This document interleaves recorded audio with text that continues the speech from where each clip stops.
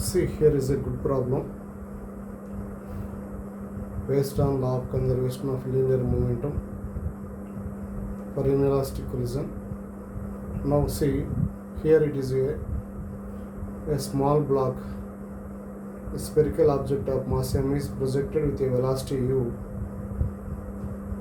onto a wedge of mass capital M having inclination is alpha, and after striking with this inclined plane, it is moving relative to inclined plane upward direction because it is a perfectly inelastic collision. That's why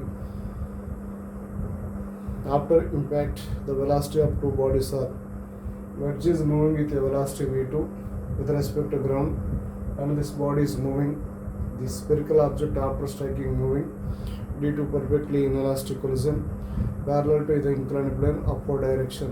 Now in this case, if you applied the law of conservation of linear momentum in x direction, when this wedge is kept on smooth horizontal surface, so initial momentum for this spherical object is mu, wedge is at rest, and after the collision the net velocity of the spherical object with respect to ground in x direction is v2 plus v1 cos alpha, because it is moving along with wedge and relative velocity is v1. Due to that one, the velocity component of that with respect to ground is v1 cos alpha, and for wedge its linear momentum is mv2, and it is the based on the law of conservation of linear momentum in x direction.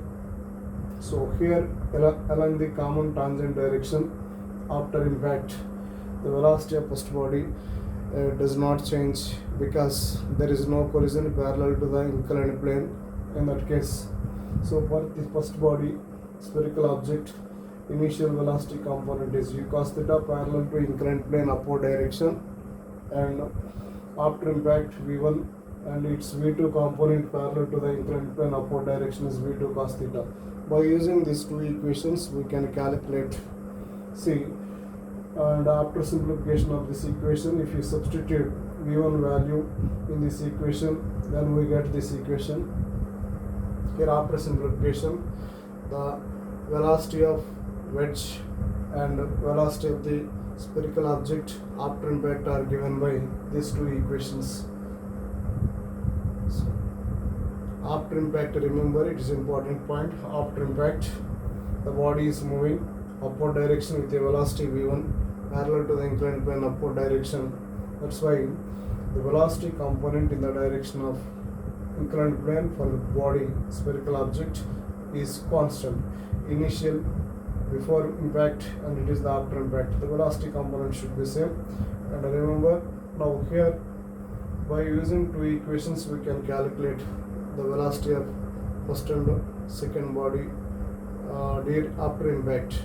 Thank you. We will connect with a good problem. Thank you.